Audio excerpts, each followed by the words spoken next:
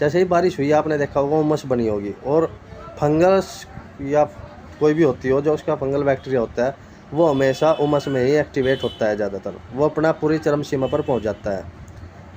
कुछ लोग बाग ऊपर से नाइट्रोजन दे रहे हैं खेतों में, स्प्रे में भी 19-19 वगैरह, और नीचे जैसे कोई न्यूट्रेंट्स वगैरह डाल रहे हैं, फर्टिलाइजर डाल रहे हैं, तो उसमें यूरिया ज़रूर डाल रहे हैं।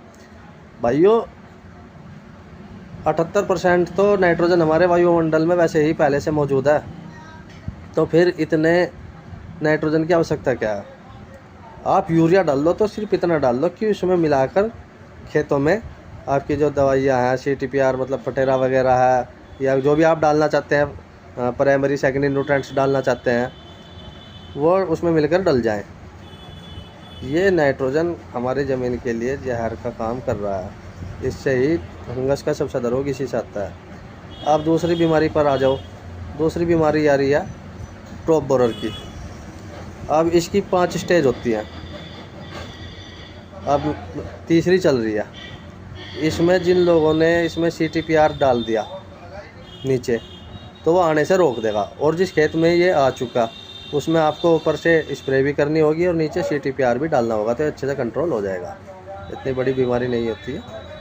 अब कुछ फर्जी यूट्यूबर इस सुंडी को इतनी बड़ी बीमारी बना दी है टॉप बोरर की, कि इतनी बड़ी बीमारी है कि ये सुंडी मर नहीं रही। अरे भाई इलाज हर चीज़ का है, ऐसा नहीं है, लेकिन ये क्या कर रहे हैं कि ये रॉ मटेरियल अच्छी कंपनियों से लेते हैं और उसमें मानक के अनुरूप केमिकल ना रख के उनकी मात्रा बढ़ा देते हैं, जिससे वो सुंडी बहुत जल्दी मर जाती है। मार कंपनी की जो अच्छी ब्रांडेड दवाइयाँ ISO सर्टिफाइड है वो भी रही है, लेकिन वो थोड़ा टाइम ले रही है क्योंकि वो सिस्टम में जाकर काम करेंगी। कोई भी अच्छी कंपनी हो वो मानक के अनुरूप केमिकल बनाती है, जिससे पर्यावरण को और इंसान को कोई ख़तरा ना हो।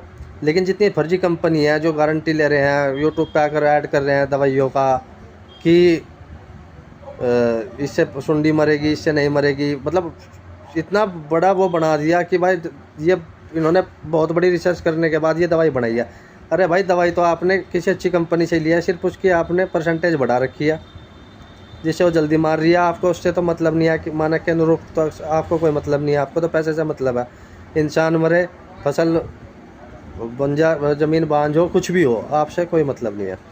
तो आपसे यही निवेदन है कि नाइट्रोजन की कम मात्रा रखें और CTPR नीचे ज़रूर डाल दें।